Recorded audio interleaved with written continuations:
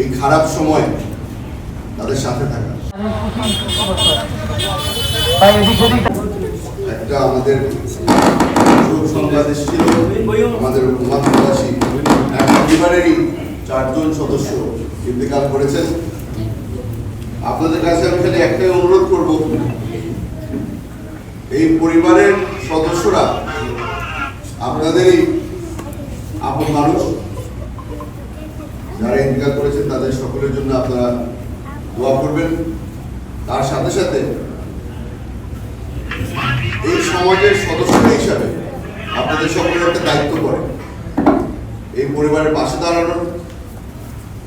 তার এই খারাপ সময় তাদের সাথে থাকা।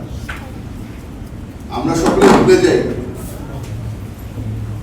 যে মত যে কোনো সময় আসতে পারে। আমরা দুনিয়া নিয়ে এত ব্যস্ত থাকি যে আমরা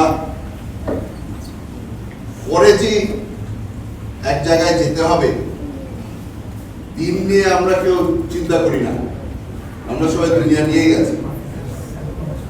আশা করি এই ঘটনার পরে আমাদের সকলের মনের মধ্যে ওই ভয়টা চলে আসবে যে এই দুনিয়ার মধ্যে আমরা যা করছি সবকিছুর হিসাব উপর আল্লাহ রাখে। আপনার সকলকে অনুরোধ করব, এই পরিবারের পাশে থাকবেন, দিনের ব্যাপারে চিন্তা করবেন। এক পরিবার প্রায় ধ্বংসের কাছাকাছি চলে আসলো। আমি যতদূর খবর পেয়েছি এক ভাই এখনো জীবিত আছে। তার উপর দিয়ে কি যাচ্ছে এটা হয়তো আপনারা কয়েকজন বুঝতে পারেন যারা ভাই হারিয়েছেন, বাবা হারিয়েছেন। এই ব্যক্তির পাশে থাকা এই দায়িত্ব আপনাদের সবার। একটা ছোট অনুরোধ করব, নামাজ শেষে তাদের বাড়িতে যাব, ভিড় করবেন না। এই কষ্টের সময় অনেকেই মনে করে যে মেহমানদারি করতে হবে।